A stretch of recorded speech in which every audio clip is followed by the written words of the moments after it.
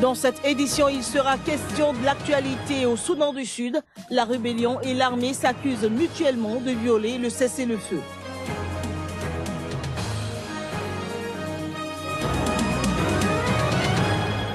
Fini l'attente. Les élections législatives en Égypte auront lieu du 17 octobre au 2 décembre prochain.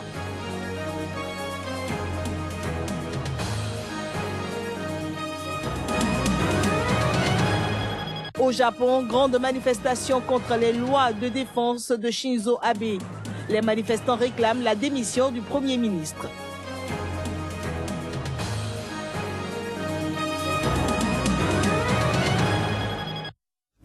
Mesdames et messieurs, bonjour et bienvenue dans ce journal. Au Bénin, les autorités politico-administratives œuvrent afin de rompre avec les divers handicaps pour une bonne performance de la direction de l'émigration et de l'immigration. C'est à travers une série de réformes qui portent déjà des fruits. Joël Tonji, Floris Dossa pour Le Point. Redorer le blason de la direction de l'immigration et de l'immigration et partant vendre l'image du Bénin à travers un état civil remis au goût du jour et donc débarrassé de la lourdeur administrative et des actes de prévarication de tout genre. C'est désormais le défi en passe d'être relevé. Célérité, fiabilité, crédibilité et transparence, ce sont les maîtres mots qui gouvernent depuis peu les prestations de services en ces lieux au grand bonheur des usagers. Je suis venu pour le passeport de ma tante et puis mon fils. Je suis très ravi parce que je vois que notre pays est en train de prendre des initiatives pour que nous ayons au moins une très bonne image dans le reste du monde. J'arrivais ce matin pour avoir un sauve-conduit et déjà ce soir je suis servi. Donc je vois que le service est vraiment rapide et on est bien reçu avec le sourire. Alors on est à l'aise. Au directeur de promettre maintenir le cap, voire aller au-delà. Tout ce que vous voyez, c'est des exigences liées aux nouvelles normes internationales en matière d'émission de titres de voyage, passeports, laissez-passer, sauf-conduit et autres, et en matière de titres de séjour, les cartes de résident et les visas. Et jusqu'ici, je crois, nous tenons le flambeau et nous irons davantage de l'avant. Des témoignages à rassurer le ministre de l'Intérieur, soucieux de bien meilleures performances au niveau de cette direction. Nous sommes en train de mettre une limite à la délinquance. C'est ce que j'ai vu ici. La délinquance prend un coup et ça va se poursuivre. Ce que nous demandons aux citoyens béninois, c'est vraiment de prendre un peu patience et de suivre les règles qui sont édictées. Des actes de naissance tronqués, des pièces d'identité frauduleuses, des passeports établis dans des conditions irrégulières, si c'est fait avec cours, leur époque semble bien révolue. À chacun sa pièce d'identification et un seul circuit pour son établissement. Plus qu'un slogan, c'est une norme et qui s'impose à tous. Au Soudan du Sud, armée et rebelles se sont mutuellement accusés d'être à l'origine de nouveaux combats samedi dans le nord-est du pays, en dépit de la signature d'un accord de paix qui prévoit un cessez-le-feu. Eh bien, ces accusations sont survenues seulement quelques heures après l'entrée en vigueur du cessez-le-feu. Voici les détails. À peine entré en vigueur, des doutes planent déjà sur l'effectivité du cessez-le-feu entre rébellion et armée sud-soudanaise. C'est d'abord la rébellion qui a pointé d'un doigt accusateur dimanche l'armée de violer le cessez-le-feu, affirmant qu'elle avait bombardé ses positions le long du fleuve Nil Blanc. Une accusation immédiatement réfutée par l'armée qui accuse à son tour les rebelles.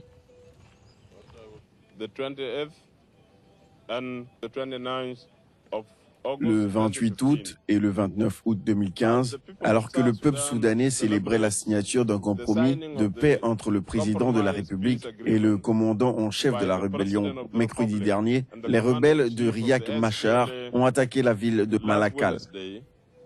Rebels of Riek Machar attack Malakal. Peace agreement depends on how you monitor, how you manage L'accord de paix dépend de la façon dont on gère le cessez-le-feu. Et si l'autorité intergouvernementale de développement continue de gérer avec l'ancienne manière, il y aura beaucoup de questions. Nous l'avons appelé pour établir un mécanisme de surveillance qui sera présent dans tous les comtés qui sont affectés par la guerre. Mais ça ne s'est jamais matérialisé parce que les forces de RIEC ont rejeté le mécanisme.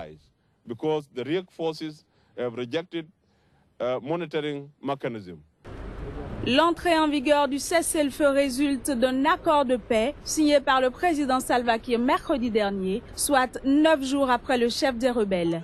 Il est censé marquer la fin d'un conflit qui perdure entre rebelles et armées depuis décembre 2013 au Soudan du Sud. Au Tchad, 10 militants de Boko Haram arrêtés et condamnés à mort ont été exécutés samedi. L'annonce a été officiellement faite par le ministre de la Sécurité publique tchadien.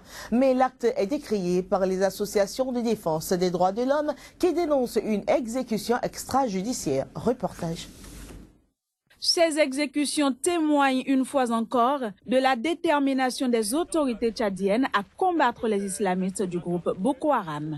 Accusés d'être responsables du double attentat-suicide survenu à N'Djamena en juin dernier, les 10 membres présumés du groupe djihadiste ont été reconnus coupables et condamnés à mort par la cour criminelle de la capitale tchadienne. Une peine exécutée dès le lendemain du prononcé du verdict.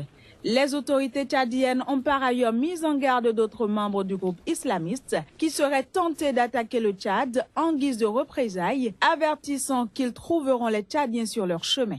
Ces exécutions ne sont pas vues d'un bon œil par les associations des droits de l'homme, notamment la Rencontre africaine des droits de l'homme qui a exprimé son amertume face à cette décision des autorités tchadiennes. L'organisation estime en effet que la peine de mort ne saurait être une solution aux actes de terrorisme, rappelant que le Tchad a ratifié plusieurs accords internationaux en matière de respect de la dignité humaine. Ces exécutions constituent donc, selon elle, un recul pour les droits de l'homme au Tchad. Les prévenus étaient poursuivis pour association de malfaiteurs, assassinat, destruction volontaire, faux et usage de faux, détention illégale d'armes et de munitions de guerre, mais également pour détention et consommation de substances psychotropes. Le président malien Ibrahim Boubacar Keïta est arrivé dimanche à Alger.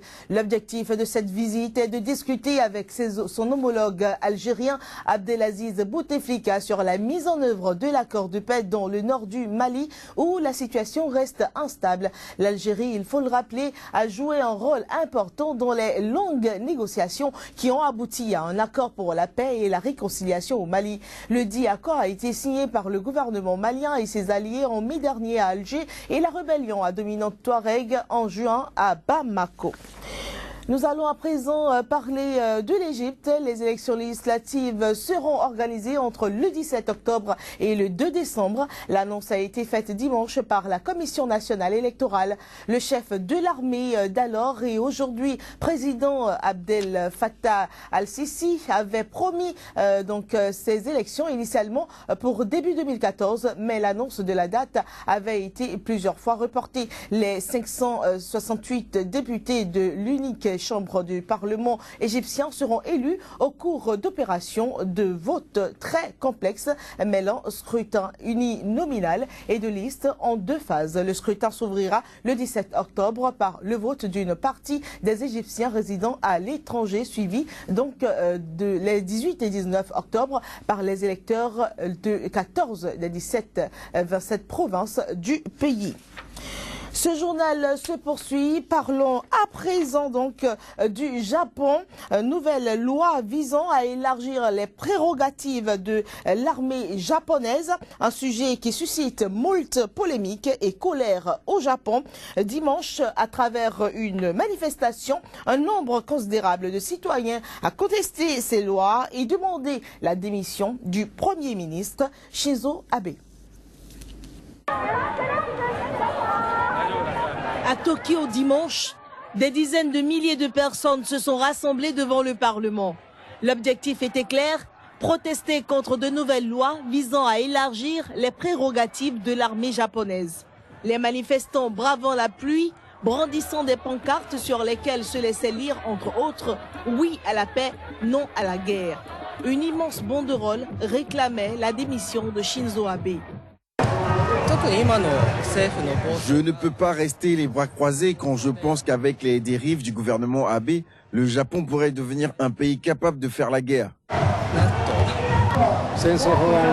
Notre objectif est de mettre fin à ce projet de loi, renverser le gouvernement en place pour établir une nouvelle politique.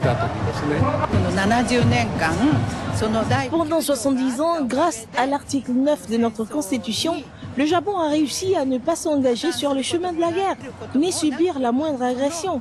L'article 9 est le fondement de notre nation. Une manifestation qui témoigne d'une mobilisation grandissante dans le pays.